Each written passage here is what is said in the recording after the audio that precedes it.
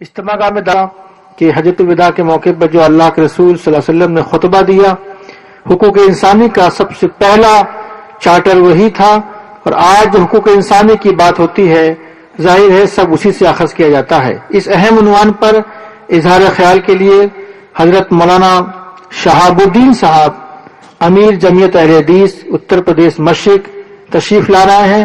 میں محترم مولانا سے درخواست کرتا ہوں تشریف لائیں اور اپنے اس عنوان پر اظہار خیال فرمائیں، حقوق انسانی اور خطبہ حجۃ الوداع۔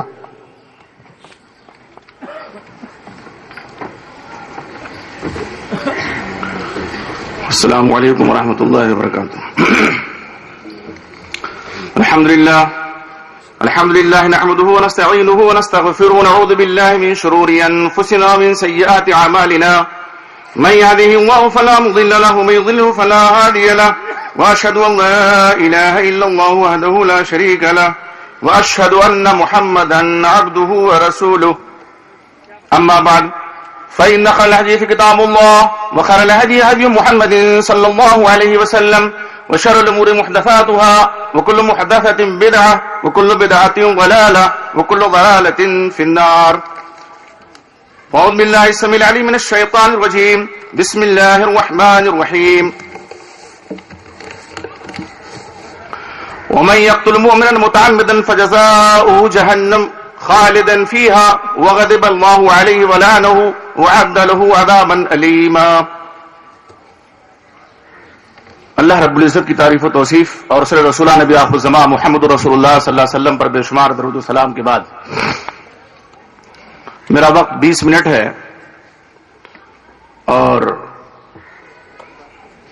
حقوق انسانی خطبہ حجۃ الوداع کے تناظر میں بڑا وسیع موضوع ہے، لیکن کوشش یہ ہوگی کہ انشاءاللہ ہم 20 منٹ کے اندر ہی اس کو سمیٹیں گے۔ ہم اور آپ یہ بات اچھی طرح جانتے ہیں کہ اس دنیا میں جتنے مذاہب پائے جاتے ہیں، تمام مذاہب عالم میں اسلام وہ واحد مذہب ہے کہ جو حقوق انسانی کا حقیقی علم بردار بھی ہے اور پاسدار بھی ہے۔ نبی اکرم محمد رسول اللہ صلی اللہ علیہ وسلم کی پوری حیات طیبہ اس پہ شاہد ہے۔ آپ کی نبوی زندگی اور نبوی زندگی سے پہلے جو آپ کی زندگی تھی، اگر ان دونوں زندگیوں کا مطالعہ کیا جائے تو آپ صلی اللہ علیہ وسلم کے اسوہ حسنہ میں ہمیں ہر قدم پہ حقوق انسانی کی پاسداری ملے گی۔ اور خصوصیت کے ساتھ جب نبی اکرم محمد رسول اللہ صلی اللہ علیہ وسلم کے سر پہ تاج نبوت اور رسالت رکھا گیا تو اللہ کے رسول نے حقوق انسانی کے تحفظ کے لیے وہ نظام ایک دوسرے کا خون نہ بہاؤ، اور خصوصیت کے ساتھ مومن کا خون بڑا قیمتی خون ہوتا ہے، اور اگر کسی نے مومن کا قتل کیا ہے تو اللہ رب العزت نے اس کے بارے میں بڑی وعید بیان فرمائی ہے۔ فرمایا وَمَن يَقْتُلْ مُؤْمِنًا مُتَعَمِّدًا فَجَزَاؤُهُ جَهَنَّمُ، جس نے جان بوجھ کر کے کسی مومن اور مسلمان کا قتل کیا ہے اس کا ٹھکانہ جہنم ہے، خالداً فیہا، اس میں ہمیشہ رہے گا، وغضب اللہ علیہ، اللہ کا غضب اس کے اوپر نازل ہوگا، اللہ کی لعنت ہوگی۔ آپ دیکھیے ایک انسان جو کسی مومن کا قتل کرتا ہے کتنے عذاب میں گرفتار ہوتا ہے اللہ کی طرف سے۔ تو ان دماءکم، تمہارا خون، ایک دوسرے کا خون بہانا ایسے ہی حرام ہے جیسے یہ حرمت والا دن، حرمت والے مہینے میں، ذوالحجہ کے مہینے میں، حرمت والے شہر یعنی مکہ مکرمہ میں۔ وہ اموالکم، اور تمہارے مال بھی ایک دوسرے پر حرام ہے، ناحق مال لینا کسی کا، خوریزی چاہے جس انداز سے ہو، آپس میں حرام مال حرام طریقے پر اگر حاصل کیا جائے، اور اس کے طریقے بہت ہیں، اس میں چوری، ڈاکہ زنی، غصب کرنا، ناحق کسی کا مال ہڑپ کر لینا، زمین جائیداد دبا لینا، اور اسی طرح سے سود خوری جبکہ آگے سود کے بارے میں آپ صلی اللہ علیہ وسلم نے خصوصیت کے ساتھ ارشاد فرمایا، اس کی حرمت کا بیان فرمایا. یہ تمام حرام مال ہیں اس قبیل کے جو حرام ہیں اور جن کے قریب ایک مومن اور مسلمان کو نہیں جانا چاہیے. اس تناظر میں اگر ہم اپنی زندگی کا جائزہ لیں، کیا ایک مومن سے دوسرے مومن کا مال محفوظ ہے؟ کیا ایک مومن سے دوسرے مومن کی جان محفوظ ہے؟ آج آپس میں خونریزیاں ہوتی ہیں. بہت لمبی چوڑی مثال دینے کی ضرورت نہیں ہے. آپ آج عالمی تناظر میں دیکھیے موجودہ جو صورتحال ہے، چاہے وہ لیبیا کی صورتحال ہو، چاہے مصر میں جو کچھ ہوا، اور چاہے اور بھی دنیا میں، کس کا اور کون خون بہا رہا ہے؟ مومن کا مومن خون بہا رہا ہے، محض حکومت کی بنیاد پر، سیاست کی بنیاد پر، دنیا کی بنیاد پر. جبکہ یہ حرام ہے. مومن کا قتل ایک مومن کے اوپر حرام ہے. اور مومن ہی کیا، اللہ رب العزت نے فرمایا ومن قتل نفسا بغیر نفس او فساد فی الارض فکانما قتل الناس جميعا ومن احیاها فکانما احیا الناس جميعا. بلا وجہ اگر کسی نے کسی کا خون بہایا، قتل کیا، وہ قاتل نہیں تھا، وہ مفسد فی الارض نہیں تھا، اور فساد فی الارض، نہ خون بہایا کسی کا، قتل کا وہ مستحق نہیں تھا، فسادی بھی نہیں تھا، تو گویا اس نے پوری انسانیت کا قتل کیا. یہاں ہے حقوق انسانی کی حفاظت. پوری انسانیت کا قاتل ہے وہ شخص جو کسی کا ناحق قتل کرے اور کسی کو ناحق خون میں لت پت کرے. پوری انسانیت کا قاتل ہے. کیا ایسا کوئی نظام آج تک مذہب اسلام کے علاوہ کسی مذہب نے پیش کیا ہے؟ نہیں. جتنی تنظیمیں بن چکی ہیں، بن رہی ہیں اور بنیں گی قیامت تک، ایک نظیر کوئی پیش نہیں کر سکتا. تو میرے بھائیوں، حقوق انسانی کے حوالے سے نبی اکرم محمد رسول اللہ صلی اللہ علیہ وسلم کے خطبہ بہت اہمیت کا حامل ہے. فرمایا مال حرام ہے تمہارے آپس میں. اور آگے ارشاد ہوتا ہے ان دماءکم و اموالکم حرام علیکم کحرمت یومکم ھذا فی شہرکم ھذا فی بلدکم ھذا. فرمایا آپ صلی اللہ علیہ وسلم نے الا کل شیء من امر الجاہلیت تحت قدمی موضوع. سن لو، خبردار ہو جاؤ، جاہلیت کی جتنی چیزیں تھیں، جتنے امور تھے، سب کے سب میرے قدموں کے نیچے رو دے جا چکے ہیں. جاہلیت کے سارے رسوم، ساری رسمیں اور سارے رواج نبی اکرم محمد رسول اللہ صلی اللہ علیہ وسلم رونتی ہے. اب ایک ہلکا اشارہ ہے، دور جاہلیت میں حقوق انسانیت کی پامالی کس طرح ہوتی تھی، تاریخ کا مطالعہ کرنے والے اچھی طرح جانتے ہیں. بے شک طبقے اولیاء میں رواداری بھی تھی، عزت نفس کا پاس و لحاظ بھی تھا، لیکن ان کے جو دوسرے طبقات تھے اس میں کیا تھا؟ لڑکیوں کو زندہ درگور کر دیا جاتا تھا، عورتوں کو خریدا جاتا تھا، بیچا جاتا تھا، عورتوں کی خرید و فروخت ہوتی تھی بازاروں میں.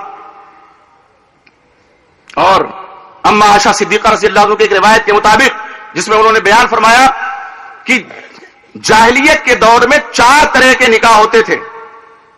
ایک تو یہی جیسے ہمارے ہاں کہ ولی کا کردار ہوتا ہے، ولی کی اجازت ہوتی ہے اور باقاعدہ طور پہ پیغام رسانی ہوتی ہے ایک دوسرے کی طرف سے، اور پھر عقد نکاح ہوتا ہے. اور ایک وہ کہ جب عورت مہینے سے پاک ہو جاتی حیض سے، تو اس کا اپنا شوہر دوسرے کے پاس اس کو بھیجتا تھا. اس کو اصطلاح میں استبضاع کہتے ہیں، اس سے اولاد لینے کے لیے، تاکہ ہماری نسل جو ہے فلاں کے نطفے سے شریف النسل ہو جائے. آگے کی جو نسل آنے والی ہے شریف خاندان کا نطفہ ہونا چاہیے. بے غیرتی کی انتہا ہے. اسلام نے اس کو آ کر کے ختم کیا، رسول اسلام نے اس کو ختم کیا اور فرمایا کہ جاہلیت کے جتنے امور ہیں میرے قدموں کے تلے سب کے سب روندے جا چکے ہیں، میں سب کو ختم کر رہا ہوں. ان میں سے ایک چیز دیکھیے. اور تیسرا طریقہ کیا تھا؟ 10 سے کم لوگ کسی عورت کے پاس اکٹھا ہوتے اور اس کے بعد جب ولادت کا وقت ہوتا تو تو وہ عورت سب کو بلاتی کہ تم بھی آئے تھے، تم بھی آئے تھے، تم بھی آئے تھے، لیکن یہ تمہارا بچہ، جس کی جانب اشارہ کر دیتی اس کو قبول کرنا پڑتا تھا کہ واقعی یہ میرا ہی بچہ ہے، جبکہ سب نے اس سے حرام کاری کی ہوتی تھی۔ اور ایک چوتھا طریقہ کیا تھا، جیسے آج بھی بے سماؤں کے اڈے کھلے ہوئے ہیں، اما عائشہ صدیقہ رضی اللہ تعالیٰ فرماتی ہیں کہ شریعت اسلامیہ نے تمام کو ختم کر دیا، اسی کو باقی رکھا جو عزت نفس کا پہلو لیے ہوئے ہے، اور جس میں یہ ہے کہ پیغام رسانی ہوتی ہے، باقاعدہ طور پر رشتہ آتا ہے، ولی کا ایک کردار ہوتا ہے۔ اور اسی طرح سے خوریزی کا عالم کیا تھا، کبھی پانی پینے پلانے پہ جھگڑا، کبھی گھوڑا آگے بڑھانے پہ جھگڑا، بات بات میں لڑائیاں، بات بات میں خوریزیاں ہوتی تھیں۔ اسلام نے آ کر کے ختم کیا اس کو۔ نبی اکرم محمد رسول اللہ صلی اللہ علیہ وسلم جو شریعت لے کر کے آئے، جو دین لے کر کے آئے، تمام جاہلیت کی وہ رسمیں ختم کر دیا آپ نے جو حقوق انسانی کے حوالے سے نقصان دہ تھیں، مضر تھیں اور حقوق انسانی کو پامال کرنے والی تھیں۔ آپ صلی اللہ علیہ وسلم نے عملی طور پہ پیش کر کے دکھایا، لقد کان لکم فی رسول اللہ اسوۃ حسنہ، فرمایا وَدِمَاءُ الْجَاهِلِيَّةِ مَوْضُوعَةٌ وَأَوَّلُ دَمٍ، جاہلیت کی جو خوریزی ہے وہ بھی ختم، اور پہلا خون جو میرے خاندان میں کسی کا ہوا تھا من دمائنا، میں اس کو ختم کرتا ہوں۔ ابن ربیع حارث جو بنو سعد میں دودھ پینے کے لیے بچہ گیا ہوا تھا، کان مسترضعا فی بنی سعد فقتلہ حذیل، قبیلہ حذیل نے اس کو قتل کر دیا۔ آپ صلی اللہ علیہ وسلم نے فرمایا میں اس کو ختم کرتا ہوں، اب بدلہ نہیں ہوگا، اسلام آ گیا، جاہلیت کی ساری چیزیں ختم۔ اور اسی طرح سود کے بارے میں آپ صلی اللہ علیہ وسلم نے فرمایا ربا الجاہلیت موضوع، جاہلیت میں جو سودی لین دین ہوتا تھا سب ختم ہے۔ سود کتنا خطرناک ہے انسانی معاشرے اور سماج کے لیے، اور کس طرح سے انسانیت کے لیے سم قاتل ہے یہ بتانے کی ضرورت نہیں ہے۔ آپ ان کا انجام دیکھیے جو آج سودی کاروبار میں لت پت ہیں، ان کی زندگی اجیرن بنی ہوئی ہے۔ دیکھیے انسان کو سب سے زیادہ پیاری دنیا میں جو چیز ہوتی ہے، دنیاوی لحاظ سے بھی اور اسلامی نقطہ نظر سے بھی، وہ اس کی عزت نفس ہے۔ سود خور آدمی سب سے پہلے اسی کو داؤ پہ لگاتا ہے، اور ناحق اس کا مال دوسرے کھاتے ہیں اور وہ دوسروں کا کھاتا ہے۔ سود خور دوسروں کا ناحق مال کھاتا ہے، جتنی رقم دی ہے اتنا واپس نہ لے کر کے اس پر پرسنٹ اور فیصد لگا کر کے وہ لیتا ہے، یہ ناحق مال کھانا ہے۔ ابن ماجہ کی صحیح روایت، نبی اکرم محمد رسول اللہ صلی اللہ علیہ وسلم فرماتے ہیں سود کے 70 گناہ ہیں، اور سب سے ہلکا گناہ ایسے ہے جیسے کوئی آدمی اپنی ماں سے نکاح کرے، والعیاذ باللہ، سب سے ہلکا گناہ سود کا۔ تو میرے بھائیو آپ صلی اللہ علیہ وسلم نے اس کو بھی ختم کیا، اور پھر قرآن مجید کی آیات پر شاہد ہیں کہ سود کی حرمت کس طرح سے شریعت نے شدید بیان فرمائی ہے۔ ہم اور آپ اچھی طرح جانتے ہیں، یہ اور بات ہے کہ آج مسلمانوں میں بھی سود خوری کا رواج ہو چکا ہے اور عام چلن ہو چکا ہے۔ بہت سے ساہوکار، بہت سے مالدار اسی بنیاد پہ مال و دولت میں ترقی کرتے ہیں کہ ان کا سودی کاروبار چل رہا ہے، وہ چاہے جس انداز کا ہو، وہ چاہے جس حیثیت کا کاروبار ہو، لیکن آپ صلی اللہ علیہ وسلم کی شریعت، جو آپ کی لائی ہوئی شریعت کی خلاف ورزی ایک مسلمان کر رہا ہے، ایک مومن کر رہا ہے۔ افسوس کی بات تو یہ ہے، اسی طرح سے نبی اکرم محمد رسول اللہ صلی اللہ علیہ وسلم نے فرمایا فاتقوا اللہ فی النساء، عورتوں کے بارے میں اللہ سے ڈرو، خصوصیت کے ساتھ۔ ذرا آپ صلی اللہ علیہ وسلم کے ارشاد گرامی دیکھیں، عورتوں کے بارے میں اللہ سے ڈرو۔ فَإِنَّكُمْ أَخَذْتُمُوهُنَّ بِأَمَانِ اللَّهِ وَاسْتَحْلَلْتُمْ فُرُوجَهُنَّ بِكَلِمَةِ اللَّهِ، تم نے ان کو جو حاصل کیا ہے، ان سے جو شادیاں تم نے کی ہیں، عقد نکاح میں تم لائے ہو، تو اللہ کے امان کی دہائی دے کر کے کہ اللہ کے امان میں آ گئی عورت۔ ابھی مولانا محترم ارشاد فرما رہے تھے عورتوں کے تعلق سے، اور واقعی ہے عموم بلوا کہ زیادہ تر عورتیں غالب رہتی ہیں مردوں پہ، اور یہ چیز جاہلیت میں بھی تھی، طبقہ اولیاء میں عورتوں کا بہت ہی زیادہ دخل تھا. لیکن آپ ذرا غور فرمائیں اور اس جدید دور جاہلیت کو دیکھیں، عورتوں کے حقوق کی پامالی گھر گھر ہو رہی ہے. ٹھیک ہے، عقد نکاح میں آ کر کے وہ ہم سے کچھ منوا رہی ہے، لیکن گھر کے دیگر افراد کا کیا برتاؤ ہوتا ہے عورت کے ساتھ، وہ کیا سلوک کرتے ہیں. اور ابھی جہیز کے حوالے سے جہیز کی جو لعنت ہے اور مسلم سماج کے لیے جو بہت بڑی ٹریجڈی ہے، بہت بڑا المیہ ہے، اور اس کی وجہ سے کتنے گھر تباہ ہوئے ہو رہے ہیں اور اللہ نہ کرے آگے بھی ہوں گے. اس لعنت کو آج لوگ گلے لگائے ہوئے ہیں، اور اس میں سب سے بڑا کردار ہماری ماں اور بہنوں کا ہے.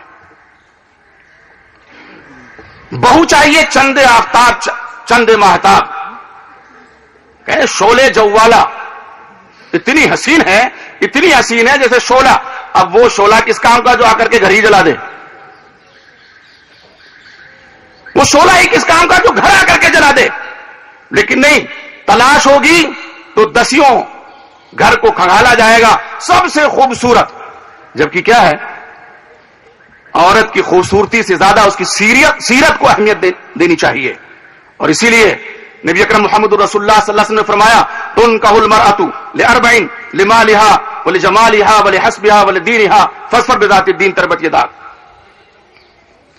کس طرح سے ساس بہو کے درپے آزار، بہو ساس کے درپے آزار. وقت ختم ہو چکا ہے، باتیں بہت سی تھیں، لیکن بس اشارہ کر کے 1-2 منٹ میں ختم کرتا ہوں. میں نبی اکرم محمد رسول اللہ صلی اللہ علیہ وسلم نے عورتوں کے تعلق سے خصوصیت کے ساتھ حکم دیا. آپ فرماتے ہیں، صحیح بخاری مسلم کی روایت، استوصوا بالنساء، اچھا برتاؤ کرو عورتوں سے. فإنہن خلقن من ضلع، ان کی پیدائشی پسلی سے ہوئی ہے. وإن أعوج ما في الضلع أعلاه، سب سے ٹیڑھی پسلی اوپر کی پسلی ہوتی ہے. اگر درست کرنے پہ آؤ گے تو توڑ بیٹھو گے، اور اگر چھوڑ دو گے ما لم یزل عوج، تو وہ ٹیڑھا پن برقرار رہے گا اور تم اس سے فائدہ اٹھاتے رہو گے. تو عورتوں کے تعلق سے خصوصیت کے ساتھ ہمیں اس میں غور کرنا چاہیے. بات کے یوم النہر کے خطبے بھی آپ صلی اللہ علیہ وسلم چند باتوں کی زیادتی فرمائی. یہ تمام باتیں آپ نے دہرائی صحابہ کرام سے سوال کے انداز میں، اور اس کے بعد آپ صلی اللہ علیہ وسلم نے مزید باتوں کے بارے میں حکم دیا، اور ان میں خصوصیت کے ساتھ ایک بات یہ تھی، آپ صلی اللہ علیہ وسلم نے روزہ، نماز، حج، زکوٰۃ اور مسلم جو حکمراں ہیں ان کی فرما برداری، ان کے بارے میں آپ صلی اللہ علیہ وسلم نے فرمایا کوئی پہلو آپ نے انسانی اور ایمانی زندگی کا تشنا چھوڑا ہی نہیں. آپ ذرا دیکھیں خطبہ حجۃ الوداع کے تناظر میں اپنی زندگیوں کا جائزہ لیں تو آپ کو محسوس ہوگا کہ کس طرح سے آج ہم قدم قدم پہ نبی اکرم محمد رسول اللہ صلی اللہ علیہ وسلم نے جو ہمارے لیے سنگ میل چھوڑا تھا اس کو مٹاتے جا رہے ہیں، ختم کرتے جا رہے ہیں. اس لیے میرے بھائیوں، ضرورت اس بات کی ہے کہ ہم نے اگرچہ کم ہی سنا ہے اس سلسلے میں، لیکن زیادہ عمل کرنے کی کوشش کریں اور یہ عزم کریں. یہی پیغام ہے سیرت النبی کا بھی، اور میرے خیال سے شاید یہی پیغام ہے اس موضوع کا بھی، کہ حقوق انسانی کی پامالی نہ ہمارے گھر میں ہو نہ ہمارے پڑوس میں ہو. میں بھی آتا پڑوس کے بھی تعلق سے، اور ابھی آتا اور دیگر جو دریچے ہمارے یہاں کھلے ہوئے ہیں ان کی جانب. لیکن اللہ سے دعا کیجئے کہ اللہ تعالیٰ جب تک ہمیں دنیا میں زندہ رکھے، ایمانی حالت میں زندہ رکھے، اور ہمارا خاتمہ ہو تو ایمان پہ ہو. اللہ ہمیں نبی اکرم محمد رسول اللہ صلی اللہ علیہ وسلم کی سیرت طیبہ پر عمل کرنے کی توفیق عطا فرما. آمین وآخر دعوانا. محترم مولانا شہاب الدین صاحب سے حقوق انسانی کے عنوان پر سماعت فرما رہے تھے.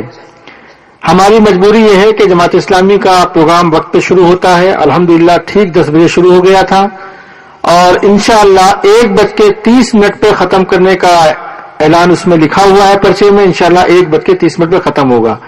چنانچہ میں اپنے مقررین حضرات سے معذرت کے ساتھ درخواست کرتا ہوں کہ وہ ذرا متعینہ وقت کے اندر اپنی بات مکمل کریں. اب میں دعوت دیتا ہوں حضرت مولانا یحییٰ نعمانی صاحب کو، جن کا عنوان ہے حضرت محمد صلی اللہ علیہ وسلم پیغمبر انقلاب. میں محترم مولانا سے درخواست کرتا ہوں تشریف لائیں اور اس عنوان پر ہمارے شرکا کے سامنے اظہار خیال فرمائیں. حضرت مولانا محمد یحییٰ نعمانی. جزاکم اللہ.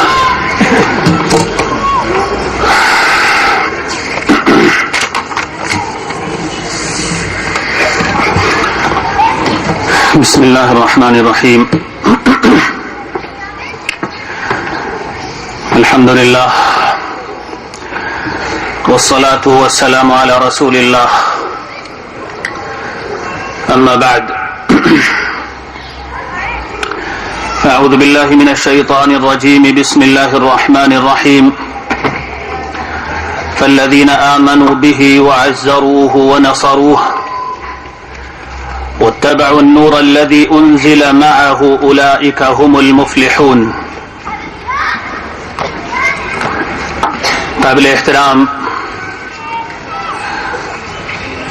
دینی رہنماؤں اور علماء کرام اور بہت محبت اور عزت اور قدر کے لائق دینی جد و جہد کے ساتھیوں، دینی بھائیوں اور ماؤں اور بہنوں، وقت بھی مختصر ہے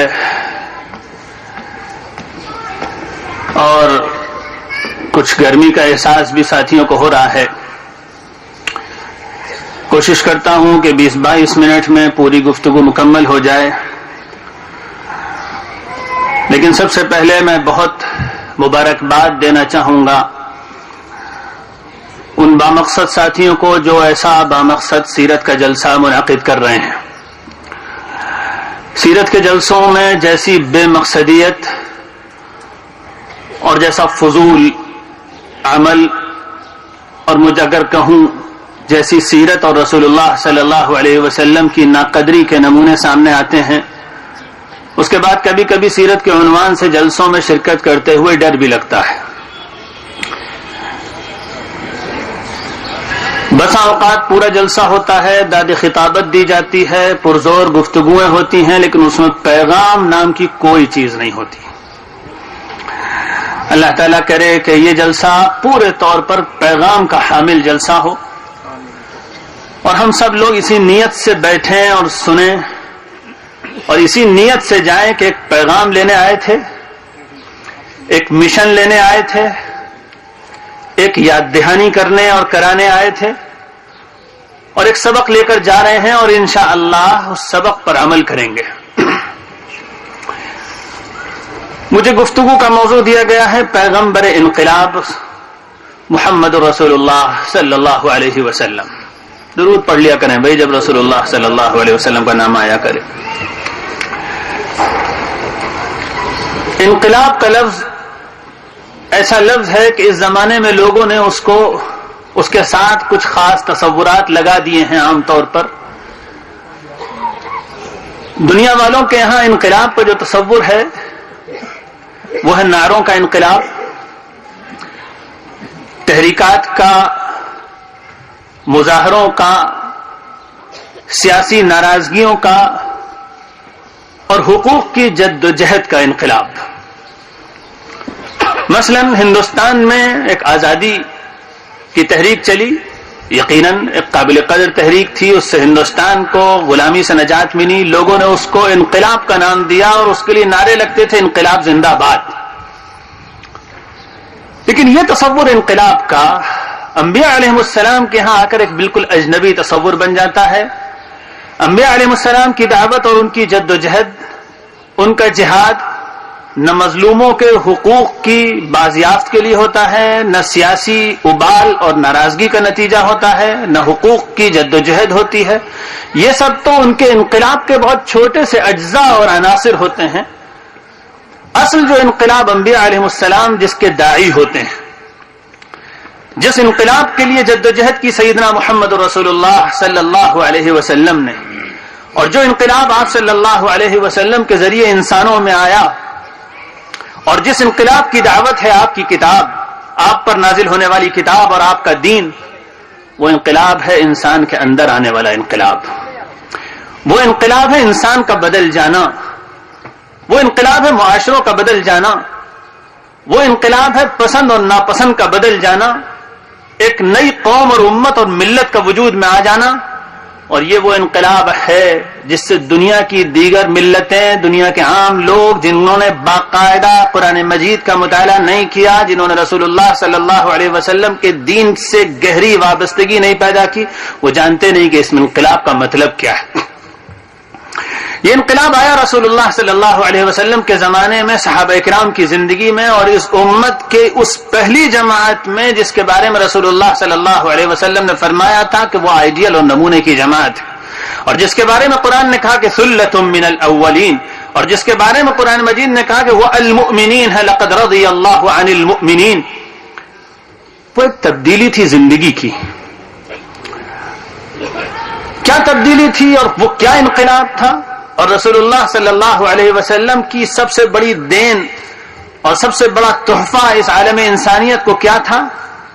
وہ تھا وہ نمونے کا اسلامی اور انسانی معاشرہ جو آپ صلی اللہ علیہ وسلم نے اپنی خون پسینے کی جد و جہد سے تعمیر کیا تھا، جس انسانی معاشرے کو عام انسانی معاشروں سے، دنیا کے عام انسانوں سے بالکل کوئی نسبت اور تعلق نہیں تھا، الگ قسم کے لوگ تھے۔ اور میں یہ چاہتا ہوں کہ ہم سب اس سبق کو تازہ کریں کہ رسول اللہ صلی اللہ علیہ وسلم ایسی انسانیت، ایسا معاشرہ، ایسی امت، ایسے انسان، یعنی ایسے اور ہم اور آپ جیسے اہل اسلام اور اہل ایمان بنانے کے لیے دنیا میں تشریف لائے تھے۔ بہت مختصر سے لفظ میں تذکرہ کروں کہ کایا پلٹ کیا ہوئی تھی۔ کایا پلٹ یہ ہوئی تھی کہ نجاشی کے دربار میں پوچھا گیا مسلمانوں کی ایک جماعت سے کہ بھئی وہ رسول ہے کیا، اس نے کیا تم میں تبدیلی پیدا کر دی؟ اس وقت رسول اللہ صلی اللہ علیہ وسلم کے چچا زاد بھائی حضرت جعفر ابن ابی طالب کھڑے ہوئے، انہوں نے عجیب و غریب خطبہ دیا جو مسند احمد میں موجود ہے۔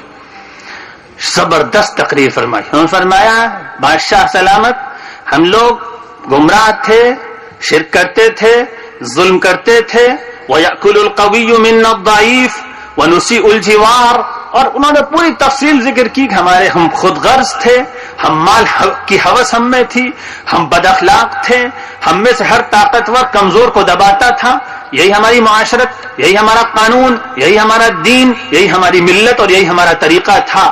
ہم اللہ کے علاوہ دوسروں کو پوجتے تھے، جس نے ہمیں پیدا کیا اس کو ہم نہیں جانتے تھے، اس کا حق کیا ہے کچھ نہیں پتا تھا، عجیب گھنگور گھٹا جاہلیت کی تھی۔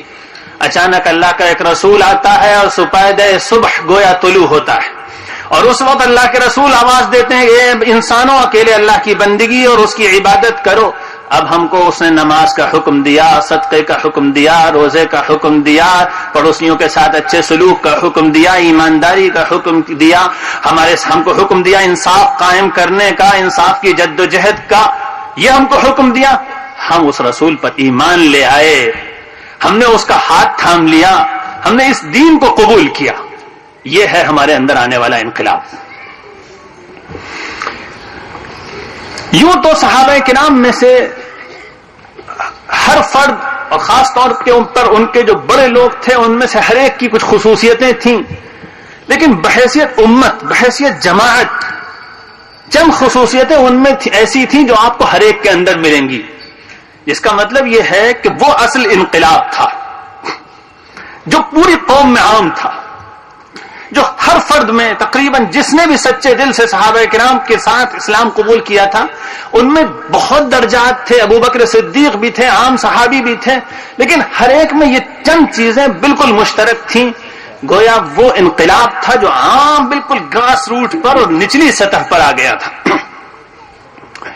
اور وہی انقلاب اصل ایمان اور اسلام کی علامت اور اس کا عنوان ہے۔ جب تک پوری صفوں میں ایک ایک مرد، ایک ایک عورت، ایک ایک گھر، جب تک وہ تبدیلی نہیں آ جاتی، جب تک اس کا مطلب دین کا مطلوبہ نشانہ حاصل نہیں ہو رہا، اور دین بہت کمزور اور ایمان بہت کمزور ہے۔ وہ چند صفات ایسی ہیں، میں ان میں سے صرف 3-4 صفتوں کا تذکرہ کروں گا، کوشش کریں ہم سب کہ وہ ضرور بالکل ابتدائی لیول پر ہمارے اندر آ جائیں۔ نمبر 1، ایمان یقین اور اللہ سے تعلق، یہی اس انقلاب کی بنیاد تھی۔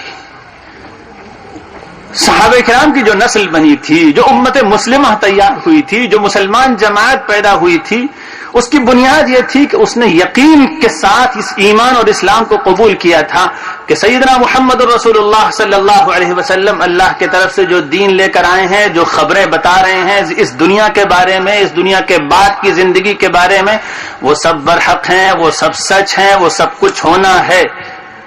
آپ نے جس بات کو اچھا کہا وہ اچھا ہے، جس بات کو آپ نے غلط کہہ دیا وہ غلط ہے، چاہے ساری دنیا کا طریقہ ہو۔ اس یقین، اس میں ایسا نہیں تھا کہ کچھ لوگوں کو ان باتوں کا یقین ہو، کچھ کو یقین نہ ہو۔ یہ پوری امت میں مشترک تھا، ایک جماعت تیار ہوئی تھی۔ ہماری طرح نسلی مسلمان تو تھے نہیں کہ جس نے ووٹر لسٹ میں اپنا نام مسلمان لکھا دیا وہ مسلمان ہے، بلکہ ان کا معاملہ یہ تھا کہ جس نے اللہ کے رسول کے ہاتھ میں ہاتھ دے کر اسلام اور ایمان کا معاہدہ کیا ہے وہ مسلمان ہوتا تھا۔ وہ بہت شعور کے ساتھ، بہت سوچ سمجھ کے اسلام اور ایمان قبول کرتے تھے۔ تو ان کے اسلام اور ایمان کی ایک بنیاد تھی اللہ اور اس کا رسول سچا، اور پھر ایسا یقین ہوتا تھا کہ ساری دنیا ایک طرف کھڑی ہو جائے، ان کا یقین نہیں ٹلتا تھا اور نہیں ڈگمگاتا تھا۔ مثلا ایک مثال، اور اس کے آئینے میں اللہ کرے ہم سب اپنا حال اور اپنی تصویر دیکھیں۔ رسول اللہ صلی اللہ علیہ وسلم نے غزوہ حدیبیہ کے موقع پر ایک سفارتی مشن پر اور مذاکرات کرنے کے لیے حضرت عثمان رضی اللہ عنہ کو بھیجا، مکے کے سرداروں اور وہاں کے رہنماؤں سے بات کرنے کے لیے۔ حضرت عثمان پہنچے وہاں اپنے ایک رشتہ دار کے یہاں پہنچے۔ ان کا پاجامہ یا ان کا ازار جو نیچے انہوں نے پہنا ہوا تھا تہبند، وہ نصف ساق تک یعنی آدھی پنڈلی تک سنت کے مطابق تھا۔ رسول اللہ صلی اللہ علیہ وسلم کا طریقہ یہ تھا، آپ نے کہا تھا اور خود آپ کا عمل یہ تھا کہ آپ ٹخنے سے اوپر کپڑے پہنتے تھے۔ حضرت عثمان پہنچتے ہیں، ان کے وہ ساتھی جو ان کو لے کر جا رہے ہیں اس وقت کے مکے کے رہنماؤں اور سرداروں سے ایک بہت کروشل اسٹیج پر مذاکرات کرانے کے لیے، وہ کہتے ہیں کہ یہاں کے لوگوں کا طریقہ یہ ہے کہ بہت خراب قسم کے رذیل اور پسماندہ لوگ ٹخنے سے اوپر کپڑے پہنتے ہیں، یہاں تو جو جتنا بڑا آدمی ہے وہ اتنا ٹخنے سے نیچے کپڑا پہنتا ہے۔ حضرت عثمان رضی اللہ عنہ سے انہوں نے کہا کہ اس وقت آپ کہاں جا رہے ہیں؟ اس وقت آپ ایک بڑے سفارتی ڈیلیگیشن میں بات کرنے کے لیے جا رہے ہیں، اس وقت ذرا سا آپ کچھ مینرز کا، یہاں کے جو مینرز ہیں اس کا خیال رکھیے، یہاں کے لحاظ سے آپ بہت سوفسٹیکیٹڈ قسم کے آدمی سمجھے جائیں، آپ ایسے بالکل ایک عام آدمی کی طریقے سے اور بالکل معاذ اللہ گواروں کی طرح سے چل رہے ہیں۔ حضرت عثمان نے بہت سادگی اور انکسار کے ساتھ ایک جواب دیا، اللہ ہکذا عزرت صاحبنا، نہیں، ہمارے جو رسول ہیں ان کا طریقہ یہی ہے، ان کا ازار اور ان کا نیچے کا تہبند ایسا ہی ہوتا ہے، ہم تو اسی طرح کرتے ہیں۔ بہت سادہ سا جملہ ہے، لیکن اس کے اندر یہ یقین ہے کہ ساری دنیا کا طریقہ غلط، دنیا کے ایلیٹ کلاس کا فیشن غلط، دنیا کے بڑے بڑے سرداروں کا طریقہ غلط، رسول عربی سیدنا محمد الرسول اللہ صلی اللہ علیہ وسلم کا طریقہ صحیح۔ یہ ہے ایمان، اور یہ اس انقلاب کی بنیاد تھا جو صحابہ کرام میں آیا تھا۔ کیا ہم شرما نہیں جاتے سنتوں پر عمل کرتے ہوئے؟ بہت صاف بات ہے بھائیوں۔ ابھی مولانا فرما رہے تھے، بڑی پرمغز تقریر تھی مولانا فلاحی صاحب کی، بڑی سادہ اور بالکل ٹو دی پوائنٹ۔ اس مسئلے میں جانے کی کوئی ضرورت نہیں کہ یہ سنت ہے کہ مستحب ہے کہ واجب ہے۔ مسئلہ یہ ہے کہ آپ شرما رہے ہیں دین پر عمل کرتے ہوئے۔ مسئلہ یہ ہے کہ دین پر یقین نہیں، دین کی عزت نہیں، کفر کے سرداروں اور طواغیت کی عزت ہے، وقت کے گمراہیوں کے علم برداروں، گندی اور زنا کی تہذیب کے سرداروں کی عزت ہے، ان کا لباس، ان کی شکلیں، ان کا طریقہ، ان کا فیشن، ان کے جیسے لباس۔ لڑکی ننگے لباس میں باپ کے سامنے آتی ہے، ایسا آنکھوں کا حیا کا پانی مر گیا ہے اور دل ایسا گنہگار ہو گیا ہے کہ اپنی بچی کو ٹوکنے کی ہمت باپ کے اندر نہیں ہے۔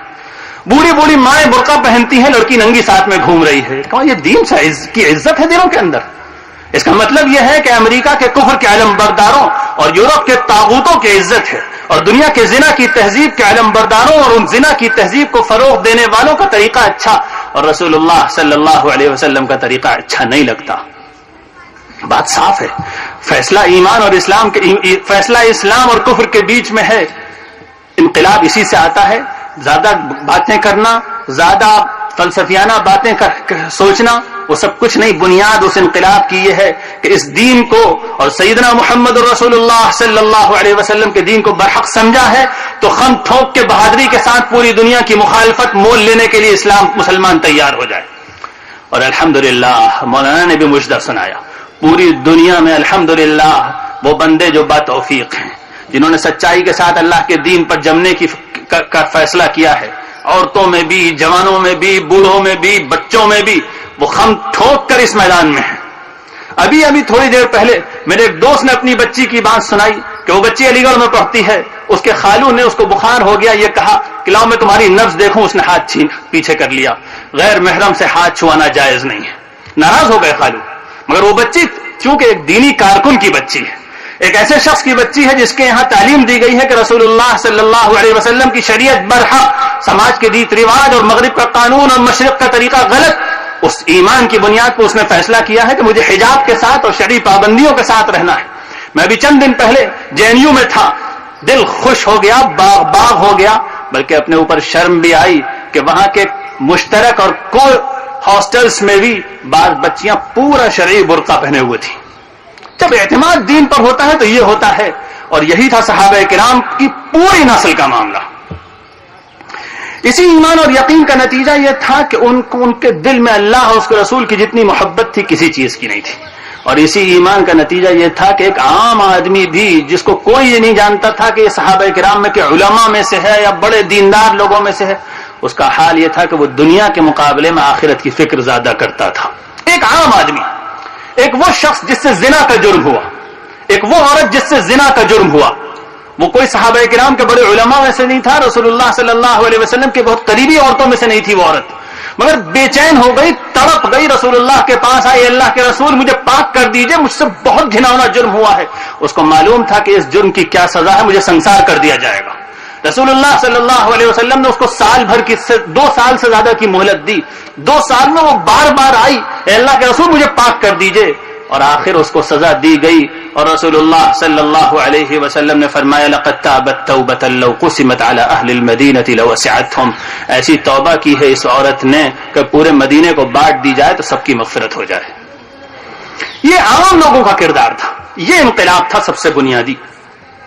دوسری چیز یہ تھی کہ ان کے اندر ایک احساس تھا جس کو ہم بالکل نہیں جانتے. ان کے اندر ایک احساس یہ تھا کہ ہم دنیا کی عام قوموں اور دنیا کی عام ملتوں اور عام انسانوں سے الگ قسم کے انسان ہیں. دنیا کے عام انسان کھانے پینے, دنیا میں ترقی کرنے, دنیا کمانے, دنیا کی عزت عہدے حاصل کرنے, حکومتیں حاصل کرنے, دنیا میں رنگ رلیاں منانے کو اپنا مقصد بنا کر جیتے ہیں. یہی اس وقت کے بھی دنیا کے عام انسانوں کا حال ہے. لیکن صحابہ کرام میں کا ایک فرد یہ جانتا تھا کہ ہمارا یہ مقصد نہیں, ہم ایک الگ قسم کی امت ہے, اور اس کے نتیجے میں ایک الگ زندگی تھی ان کے محلوں میں, ان کے گھروں میں, ان کے کیمپس میں الگ زندگی کی ایک حرکت نظر آتی تھی. قلار ایک شام کا ایک ریجنل حکمراں تھا, اس کا جاسوس آیا یرموک کے میدان میں 2-4 منٹ زیادہ لے سکتا ہوں. تو قلار ایک رومن امپائر کے تحت ایک حکمراں تھا شام کے علاقے میں, اس کا جاسوس آیا یرموک کے میدان میں, اس نے بھیجا کہ جا کر دیکھ کیا ہوئی, کون سی مخلوق ہے, اس کو کوئی روک نہیں پا رہا, چلی آتی ہے, جس شہر میں پہنچ جاتی ہے وہاں کے ہماری رعایا, ہمارے ہم مذہب لوگ اس کے ساتھ مل جاتے ہیں. یہ ایک عجیب بات تھی. صحابہ کرام جنگ کرنے جن سے نکلتے تھے ان کی رعایا اور ان کے عوام سب سے پہلے صحابہ کرام کے پاس آ کے کہتے تھے کہ ہم اپنی قوم اور اپنے حکمرانوں سے عاجز آ گئے ہیں, ان کے ظلم اور لوٹ کھسوٹ سے, ہم تمہارا ساتھ دیں گے. یہ زبردست ہسٹری, اگر اس پر لیکچر دیا جائے تو کم سے کم 3-4 گھنٹے کے پورے ایویڈنسز ہیں. اس مشرقی محاذ اور مغربی محاذ دونوں پہ یہ کہانی دہرائی گئی ہے, ہر شہر میں. قصہ مختصر, قلار کا جاسوس آیا اور اس نے آ کے جب دیکھا اور واپس جا کے جو رپورٹ دی وہ ایک صحابی کو مل گئی. اس نے جا کے رپورٹ دی, میں نے عجیب لوگ دیکھے ہیں, رات کو پہنچا تو معلوم ہوتا ہے سب راہب ہیں, تہجد میں کھڑے ہوئے ہیں, یہ تلاوت کر رہا ہے, یہ رو رہا ہے, یہ سجدے میں پڑا ہوا گڑ گڑا رہا ہے, دعائیں مانگ رہا ہے. میں نے سوچا بالکل سیدھے سادے بیچارے, یہ تو راہب قسم کے لوگ ہیں. صبح گیا تو عجیب حال ہے, کوئی تلوار کو باڑ لگا رہا ہے, کوئی نیزہ ٹھیک کر رہا ہے, کوئی تیر سیدھا کر رہا ہے, کوئی مشق کر رہا ہے, آپس میں دوڑ ہو رہی ہے. پھر میں ان کے بازار کی طرف گیا، دیکھا ایمانداری ہے، سچ بول رہا ہے. ایک شخص نے اگر کوئی سودا دیا تو وہ اس کا عیب بتا رہا ہے دوسرے لوگوں کو کہ میرے سودے میں یہ عیب ہے. پھر میں نے دیکھا کہ عورتیں نکل رہی ہیں، کوئی جوان بھی ان کی طرف آنکھیں اٹھا کے نہیں دیکھ رہا. وہ قلار نے اس کے جواب میں معلوم کیا کہا؟ اس کے جواب میں اس نے کہا کہ اعلان کر دو ہم مقابلہ نہیں کریں گے، ہماری خود قوم ان کے ساتھ جا ملے گی. اعلان کر دو ہم مقابلہ نہیں کریں گے، ہماری خود قوم ان کے ساتھ جا ملے گی. یہ ہے، یہ ایک الگ زندگی. صحابہ کرام کا اصل امتیاز یہ تھا کہ ایک الگ امت وجود میں آئی تھی. ہم اور آپ کا موجودہ زمانے کا حال یہ ہے کہ دنیا میں دوسری قوموں کے مقابلے میں ہم زیادہ جھوٹے ہیں. جی ہاں، اس لیے ہم زیادہ جھوٹے ہیں کہ لندن ایئرپورٹ پہ میرے ساتھ یہ تجربہ ہوا کہ 3 لوگوں نے جھوٹ بولا، تینوں مسلمان تھے. کسی گورے نے وہاں ایئرپورٹ پہ جھوٹ نہیں بولا. میرے سامنے کا واقعہ ہے. میں نے جا کے اپنے میزبانوں سے ذکر کیا، انہوں نے کہا نہیں، یہاں کے لوگ جھوٹ نہیں بولتے، یہاں کے لوگ جھوٹ نہیں بولتے، مسلمان جھوٹ بولتے ہیں. یہ تو ایک مثال ہے. دنیا میں ہم سے زیادہ گندا، دنیا میں ہم سے زیادہ جھوٹ بولنے والا، ہم سے زیادہ وعدہ خلافی کرنے والا، ہم سے زیادہ بچوں کے ساتھ بچوں کی تربیت کی فکر نہ کرنے والی اور کون امت ہے؟ بالکل بدل گئی صورتحال، انقلاب آ گیا. ایک وہ انقلاب تھا، ایک ہمارے حال کا انقلاب ہے. یہاں تک کہ یہ زندگی ایسی تھی اور وہ اپنے آپ کو ایسا فورس کرتی تھی، ماحول اپنے آپ کو ایسا مسلط کرتا تھا کہ منافقین تک کو نماز مسجد میں آ کے پڑھنی پڑتی تھی. اس زمانے میں زکوٰۃ دینی پڑتی تھی اور جہاد میں رسول اللہ صلی اللہ علیہ وسلم کے ساتھ نکلنا پڑتا تھا. کن کو؟ منافقوں کو. ایسا ماحول کریٹ کر دیا تھا رسول اللہ صلی اللہ علیہ وسلم نے. یہ ہے اصل انقلاب. تیسری چیز اور آخری چیز، صحابہ کرام کا میں جو انقلاب آیا تھا اور جس سے یہ امت بنی تھی اور جو اصل رسول اللہ صلی اللہ علیہ وسلم کا کارنامہ تھا، اس انقلاب کی ایک خاص جہت یہ تھی کہ ایک ایک فرد امت میں اس ذمہ داری کا احساس تھا کہ اس دین کی مدد کرنا، اس کے فروغ اور کے لیے جد و جہد کرنا اور اس کے راستے میں اپنا تن من دھن اور عزت قربان کرنا، یہ ہماری ذمہ داری ہے اور ہر ایک اس کے لیے تیار رہا کرتا تھا. ایک لنگڑے شخص تھے، بوڑھے، تقریباً 60 سے اوپر 68 سال کے. ان کے بچوں نے کہا ایک جہاد کے موقع پہ آپ کیوں جانے کو تیار ہیں ہتھیار سنبھالے ہوئے؟ انہوں نے کہا نہیں، مجھے تو جانا ہے. مقدمہ رسول اللہ صلی اللہ علیہ وسلم کے یہاں پیش ہوا. حضور نے کہا ان سے، جب بچے سمجھا رہے ہیں تم لنگڑے بھی ہو، تم پر فرض نہیں ہے، بیٹھ جاؤ. اور بچوں سے کہا جب ابا کو شوق شہادت کا اتنا ہے تو ان کو بھی اجازت دو. تو ان لنگڑے صحابی نے کہا اللہ کے رسول، میں چاہتا ہوں کہ میں اس لنگڑی ٹانگ کے ساتھ اللہ کے راستے میں جہاد کروں اور اس لنگڑی ٹانگ کے ساتھ شہید ہوں، اور اللہ کے سامنے جب پہنچوں تو لنگڑی ٹانگ دکھا دوں کہ یہ ٹانگ آپ نے لنگڑی دی تھی مگر اس کے ساتھ بھی میں نے جہاد کیا اور آپ کے سامنے لے کر آ گیا ہوں، اور مجھے اپنی یہ لنگڑی ٹانگ اتنی عزیز ہوگی پھر کہ جنت میں بھی اسی کے ساتھ چلا جاؤں گا.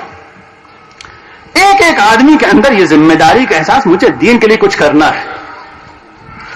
افسوس کوئی کچھ کرنے کے لیے تیار نہیں. کوئی شادی بیاہ میں تو بڑی بات، جب اسکول کو چوائس ہوتا ہے تو جہاں سب سے زیادہ کفر پڑھایا جائے وہ اسکول اچھا لگتا ہے. مجھ سے صاف سنیے، جب بچے کے کیریئر کا سوال ہوتا ہے تو جہاں سب سے زیادہ پیسے بنانے کی مشین ملے وہاں بچے کو پہنچانا ہے. بعد میں بڑھاپے میں مولانا صاحب کے پاس آنا ہے کہ مولانا تعویذ دے دیے، وہ تو اپنی بیگم کو لے کے آسٹریلیا چلے گئے، ہم نے تو بہت زیادہ پڑھا دیا ان کو.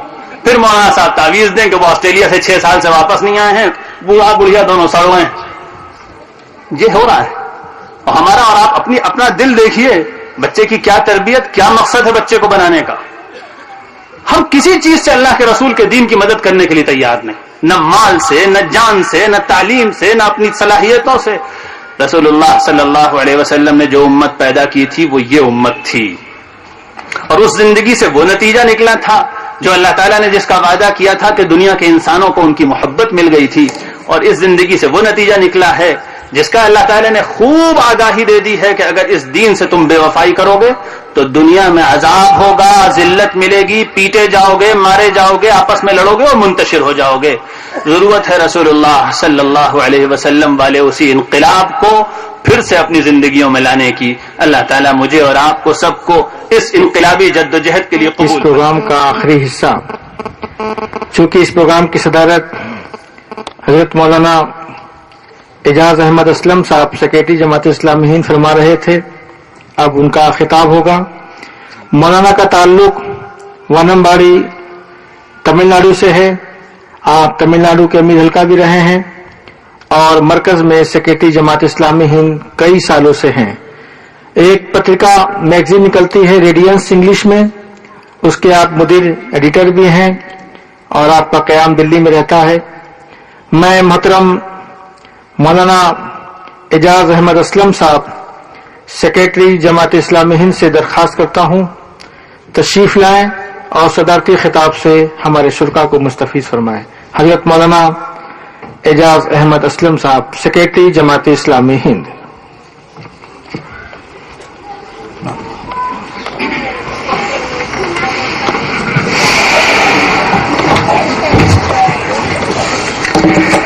قابل احترام علماء کرام، محترم امیر حلقہ، دیگر رفقا اور میرے بزرگوں، دوستوں، ساتھیوں، ماؤں، بہنوں اور بیٹیوں اور بیٹوں، السلام علیکم ورحمۃ اللہ وبرکاتہ۔ آئیے سب سے پہلے ہم اللہ تبارک و تعالیٰ کی حمد اور نبی کریم صلی اللہ علیہ وسلم پر درود و سلام کے ساتھ اپنی بات کا آغاز کریں۔ تعریف ساری کی ساری اللہ تبارک و تعالیٰ کے لیے، شکر بھی اللہ تعالیٰ ہی کے لیے۔ ہم اسی کی تعریف بیان کرتے، اسی کا شکر ادا کرتے، اپنے تمام معاملات میں اسی سے مدد اور استعانت طلب کرتے ہیں۔ زندگی کی راہوں پہ چلتے ہوئے ہم سے جو غلطیاں اور کوتاہیاں ہوتی ہیں اس پر صمیم قلب سے اسی کے حضور معافی کے خواستگار ہیں۔ جانتے ہیں اور مانتے ہیں اس بات کو، جس سے اپنا سرمایہ حیات سمجھتے ہیں کہ ہم اس پر ایمان لائے ہیں، اس کے بندے ہیں، اور اپنی کوتاہیوں اور کمزوریوں کے باوجود یہ عزم رکھتے ہیں کہ انشاءاللہ اس کی بات کو سنیں گے، اس کے کلام کو پڑھیں گے، اس کے نبی کی پیروی کریں گے، گزاریں گے زندگی اس کے احکام کے مطابق، اور جب مریں گے تو انشاءاللہ کلمہ لا الہ الا اللہ محمد رسول اللہ پر ہی جان دیں گے۔ خدا بزرگ و برتر کی بے حد و حساب اور بہترین رحمت نازل ہوں اس کے نبیوں اور رسولوں پر، ان عظیم ترین شخصیات پر جو انسانی تاریخ کے مختلف مراحل میں اللہ کا پیغام لے کر لوگوں کو خدا شناس اور خداگاہ بنانے کے لیے تشریف لاتے رہے۔ خاص طور پر ان سب کے سردار خاتم الانبیاء، ہمارے آقا اور رہنما، قیامت تک کے لیے قدوہ اور نمونہ سیدنا محمد صلی اللہ علیہ وسلم پر اللہ تعالیٰ کی بہترین رحمت نازل ہوں۔ خواتین و حضرات، خوش قسمتی ہے میری کہ ہندوستان کی سب سے بڑی ریاست اتر پردیش کے قلب لکھنؤ میں جو تہذیب و تمدن کا مرکز رہا ہے، جس نے اردو زبان کو آگے بڑھانے میں اور علم و ادب کے موتیوں سے اس کا دامن بھرنے میں بہت بڑا کردار ادا کیا ہے، وہاں اس لکھنؤ میں مجھے آج آپ حضرات کے سامنے کچھ باتیں پیش کرنے کی سعادت حاصل ہو رہی ہے۔ اس پر میں اللہ تعالیٰ کا شکر بجا لاتا ہوں اور منتظمین کا شکریہ ادا کرتا ہوں۔ کوشش کروں گا کہ مختصر وقت میں، کیونکہ مجھے احساس ہے کہ دن آگے بڑھ رہا ہے، دھوپ کی شدت میں تیزی آ رہی ہے، آپ حضرات کی بہت ساری ذمہ داریاں ہیں، مختصراً کچھ باتیں عرض کروں۔ نبی کریم صلی اللہ علیہ وسلم، جن کو اللہ تعالیٰ نے آخری نبی کے طور پر بھیجا، ان کے بارے میں فرمایا لَقَدْ كَانَ لَكُمْ فِي رَسُولِ اللَّهِ أُسْوَةٌ حَسَنَةٌ، تمہارے لیے اللہ کے رسول کی زندگی میں بہترین نمونہ ہے، خیال و فکر کا، عمل کا، جدوجہد کا، کوشش کا، دنیا کو تبدیل کرنے کا۔ اور نبی کریم صلی اللہ علیہ وسلم نے 23 سال کی مختصر مدت میں نہ صرف یہ کہ دنیا کو تبدیل کر دیا، بلکہ اس کو نئی بنیادیں دیں اور ایسی امت اور ایسے افراد تیار کر دیے کہ آج تک اس کے اثرات دنیا میں ہیں اور پھیلتے جا رہے ہیں۔ آج دنیا جو ٹھوکریں کھانے کے بعد، اندھیرے میں بھٹکنے کے بعد، مختلف ازموں سے، مذاہب سے، فلسفی سے مایوس ہونے کے بعد پھر دوبارہ اسلام کی طرف آ رہی ہے۔ इस्लामिक रिसर्जेंस, इस्लाम की नशत सानिया मुस्लिम मुल्कों में भी देखी जा सकती है और मगरिब में भी आप उसके कदमों की आहट को सुन सकते हैं। नबी करीम सल्लल्लाहु अलैहि वसल्लम ने क्या बुनियादें थी जिन पर आपने इंसानियत की नई तामीर की। सबसे पहली बुनियाद, क़ूलू ला इलाहा इल्लल्लाह तुफ्लिहू, कहो अल्लाह के सिवा कोई इलाह नहीं है, फलाह पाओगे, दुनिया में भी फलाह पाओगे, आखिरत में फलाह पाओगे। अल्लामा इकबाल ने कहा था, ला इलाह ज़रबस तो ज़रबे कारियस, ला इलाह चोट है और जबरदस्त चोट है। बातिल पे चोट, बातिल नजरियात पे चोट, गलत अफराद पे चोट, झूठे खुदाओं पे चोट। हजारों खुदाओं की बंदगी होती थी।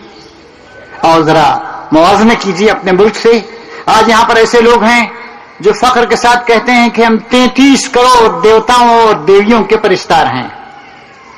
यही हालत थी अरब की, या तो झूठे खुदाओं की बंदगी हो रही थी या कुछ इंसान नमरूद और शद्दाद और फिरौन का अवतार बनकर अपनी खुदाई का दावा कर रहे थे। नबी करीम सल्लल्लाहु अलैहि वसल्लम ने कहा, पहले बात निगेटिव बात, ला इलाह, कोई इलाह नहीं है, कोई परवरदिगार नहीं है, कोई माबूद नहीं है, कोई काबिल इताअत नहीं है, कोई ऐसा नहीं है जिससे डरा जाए, तकवा किया जाए, झुका जाए उसके सामने, इल्लल्लाह, सिवाय उसके। वो जो अल्लाह है, मालिक है, खुदा है, परवरदिगार है, खालिक अर्ज़ व समा है। ये था इनकलाब का बीज, इनकलाब का पहला कलिमा। अल्लामा इकबाल ने कहा था, इससे बढ़कर और क्या फिक्रो नजर का इनकलाब, इससे बढ़कर और क्या फिक्रो नजर का इनकलाब, बादशाहों की नहीं अल्लाह की है ये जमीन। फलिल्लाहिल हम्दु रब्बिस समावाति व रब्बिल अर्ज़ि रब्बिल आलमीन व लहुल किब्रियाउ फिस समावाति वल अर्ज़ व हुवल अज़ीज़ुल हकीम। लिल्लाहि मा फिस समावाति व मा फिल अर्ज़ व मा बैनहुमा व मा तहत अस्सरा। इंसान के क़ल्ब ज़मीर पे, उसके दिमाग पे, उसके फिक्र पे जो पर्दे पड़े हुए थे कि उसकी निगाहें खुदा तक नहीं पहुंच रही थी, नबी करीम सल्लल्लाहु अलैहि वसल्लम ने उसको खुदा शनास बनाया, खुदा आगाह बनाया। खुदा के बंदे बनो। कुल इन्ना सलाती व नुसुकी व महयाया व ममाती लिल्लाहि रब्बिल आलमीन ला शरीक लह व बिज़ालिका उमिरतु व अना अव्वलुल मुस्लिमीन।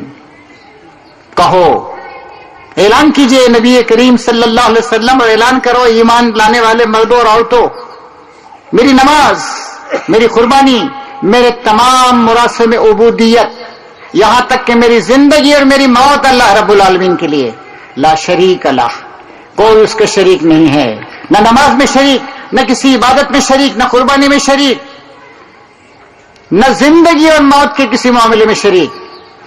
वो बिज़ालिका उमिरतु, और मुझे इस बात का हुक्म दिया गया है मेरे परवरदिगार की तरफ से।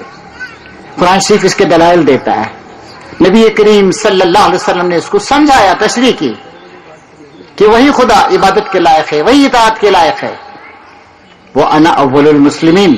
फिर सहाबा किराम ने, नबी करीम सल्लल्लाहु अलैहि वसल्लम ने ये जज्बा पैदा किया कि दुनिया मानती है तो माने, ना मानती है तो ना माने, मैं सबसे पहले आगे बढ़ता हूं और अपना हाथ अल्लाह के हाथ में देता हूं, अपनी जिबी निदात सिर्फ अल्लाह ताला के आगे झुकाता हूं। दूसरी बात, इंसान का ताल्लुक सिर्फ खुदा से नहीं है, खुदा की कायनात से भी है और खुदा के बंदों से है। 24 घंटे हम इसी दुनिया में इंसानों के दरमियान रहते हैं, हमारे मुख्तलिफ रवाबित और रिश्ते हैं। कोई बाप है, कोई बेटा है, कोई मां है, कोई बहन है, कोई कुछ है, कोई पड़ोसी है। दीन और मजहब का, धर्म का तस्वुर था कि आदमी इन सारी चीजों को छोड़ दे, इन सब से अपने ताल्लुकात को मुनक़ता कर ले और कहीं जाकर अल्लाह अल्लाह किया करे। नबी करीम सल्लल्लाहु अलैहि वसल्लम ने बताया कि नहीं, हुकूकुल्लाह के साथ हुकूकुल इबाद, बल्कि हुकूकुल इबाद का दायरा बहुत फैला हुआ है और हुकूकुल्लाह का एक जुज है। तशरीह करते हुए आपने फरमाया, क़यामत के दिन अल्लाह ताला उसकी जनाब में जो कोताही हुई है, उसके जो हुकूक में कमी की गई है, जिस जिसको चाहेगा माफ करेगा सिवाय शिर्क के। लेकिन بندوں کے حقوق اگر کسی نے تلف کیے ہیں تو جب تک بندے معاف نہیں کریں گے اللہ تعالیٰ معاف نہیں کرے گا. مشہور حدیث ہے, نبی کریم صلی اللہ علیہ وسلم نے پوچھا مفلس کون ہے؟ صحابہ کرام نے بتایا یا رسول اللہ مفلس وہ ہے جس کے پاس درہم و دینار نہ ہو, روپیہ پیسہ نہ ہو. آپ نے کہا کہ نہیں, میری امت کا مفلس وہ نہیں ہے. میری امت کا مفلس وہ ہے جس نے بہت عبادتیں کی ہوں گی, پہاڑ جیسے نماز اور روزے لے کر آئے گا, لیکن کسی پہ ظلم کیا ہوگا, کسی کا حق تلف کیا ہوگا, کسی کی جائیداد پہ ناجائز قبضہ کیا ہوگا, کسی کی بے عزتی کی ہوگی. نتیجہ یہ ہوگا کہ اس کی ساری نیکیاں جو مظلوم تھے ان میں تقسیم کر دی جائیں گی, اور جب سب لوگوں کے مطالبات پورے نہیں ہوں گے تو دوسروں کے گناہ اس پہ ڈالے جائیں گے اور وہ جہنم میں جائے گا. پھر نبی کریم صلی اللہ علیہ وسلم نے اپنی امت کے لوگوں کو بتایا کہ جدوجہد کرنا, کوشش کرنا, ظلم کا مقابلہ کرنا تمہاری ذمہ داری ہے. امر بالمعروف اور نہی عن المنکر دو مشہور فقرے. نیکی کا حکم دینا, برائی سے روکنا. یہ صرف زبانی تبلیغ کی بات نہیں ہے بلکہ نیکیوں کو پروان چڑھانا, نیکی کو بٹھانا لوگوں کے دلوں میں اور دنیا میں رائج کرنا, اور برائیوں کا مقابلہ کرنا, برائیوں کو مٹانے کی کوشش کرنا, جدوجہد کرنا. یہ ہے امر بالمعروف اور نہی عن المنکر. اور اس کے بارے میں فرمایا مرد عورت دونوں کی ذمہ داری ہے. والمؤمنون والمؤمنات بعضهم اولیاء بعض یأمرون بالمعروف وینہون عن المنکر. مومن مرد اور مومن عورتیں ایک دوسرے کے دوست, سپورٹر اور ولی ہیں. یہ نیکی کا حکم دیتے ہیں اور برائیوں سے روکتے ہیں. نیکی کو پروان چڑھانے کی جدوجہد کرنا اور برائیوں کا خاتمہ کرنے کے لیے کوشش کرنا, یہ مردوں عورتوں دونوں کی ذمہ داری ہے. اس معاملے میں دونوں ایک دوسرے کے سپورٹر ہیں. آپ نے بتایا کہ تم سے پہلے کی قومیں اس لیے تباہ ہو گئیں کہ انہوں نے نیکیوں کو پروان چڑھانا اور برائیوں سے خلاف جدوجہد کرنا چھوڑ دیا تھا اس کو. پھر یہ بھی آپ نے کہا کہ تم سے پہلے کی قومیں اس لیے بھی تباہ ہوئی کہ جب کوئی بڑا آدمی کوئی جرم کرتا تھا معاف کر دیتے تھے, رعایت دیتے تھے. چھوٹا آدمی کوئی جرم کرتا سزا دیتے تھے. مشہور واقعہ, انصاف کی اس سے اونچی کیا مثال ہو سکتی ہے. فتح مکہ کے بعد بنی مخزوم کی ایک خاتون, اس نے چوری کی. اسلامی قوانین نافذ ہو چکے تھے اور اس وقت لوگوں نے کہا یا رسول اللہ اونچے خاندان کی عورت, آپ ہاتھ کاٹ دیں گے اس کا تو ناک کٹ جائے گی, اس خاندان اس قبیلے کی. کسی صحابی کو آپ کے سامنے کوئی سفارش کرنے, کوئی ریکمنڈیشن کرنے کی ہمت نہیں ہوئی. حضرت زید بن حارثہ کے بیٹے اسامہ جن کو حضور نے گودوں کھلایا تھا ان کو بھیجا گیا. انہوں نے جب سفارش کی تو نبی کریم صلی اللہ علیہ وسلم کا چہرہ متغیر ہو گیا. آپ نے کہا تم سے پہلے کی قومیں اس لیے تباہ ہو گئیں, برباد ہو گئیں, صفحہ ہستی سے مٹا دی گئیں کہ ان کے پاس دو معیار تھے, ایک اونچے لوگوں کے لیے, غریبوں کمزوروں کے لیے. جب کوئی بڑا آدمی کوئی جرم کرتا تو اس کو معاف کر دیتے, چھوٹا آدمی کرتا تو پکڑ لیتے. خدا کی قسم اگر محمد کی بیٹی فاطمہ نے بھی جرم کیا ہوتا تو میں اس کا ہاتھ کاٹ دیتا. ایسا انصاف, ایسی مساوات. مجھے ایک واقعہ یاد آتا ہے, آج سے تقریباً 30 سال پہلے کا واقعہ ہے. تمل ناڈو کا امیر حلقہ تھا. میں ایک ساتھ تھے, لوک سبھا کے ممبر تھے, ممبر آف پارلیمنٹ تنجاور ضلع سے, کالے منہ کرونا ندھی. اس وقت جو صاحب ہیں وہ ایم کرونا ندھی ہیں, دوسرے ہیں ایک اور صاحب تھے. ہم نے وہاں پر کچھ ان کے علاقے میں رام ناتھ پورم ڈسٹرکٹ میں طوفان و سیلاب آیا تھا, جا کر ہم نے کچھ ریلیف کا کام کیا تھا. میں بھی وہاں پر گیا تھا. وہ میرے پاس آئے شکریہ ادا کرنے. انہوں نے مجھے ایک لیمو دیا. میں نے کہا کہ سمجھ میں نہیں آیا لیمو کیا ہے. معلوم ہوا کہ ہندوؤں کے یہاں رسم ہے کہ لیمو دیتے ہوئے بہت احترام کرتے ہیں, جیسے دیوتا کا احترام کرتے ہیں اس طرح لیمو چڑھاتے ہوئے دیکھا ہوگا آپ نے. پھر انہوں نے جو مجھ سے باتیں کہیں, انہوں نے یہ کہا ہم ڈی ایم کے لوگ, پارٹی ہے ڈی ایم کے, دراوڑ منتر کشگم, ہم عموماً مذہب پہ یقین نہیں رکھتے ہیں, لیکن اتنی بات تو ہم مانتے ہیں کہ ہے خدا, اور ہم سمجھتے ہیں کہ اسلام میں جتنا پاک صاف اور مقدس تصور ہے خدا کا وہ کہیں اور نہیں ہے, اس لیے ہم آپ کا احترام کرتے ہیں.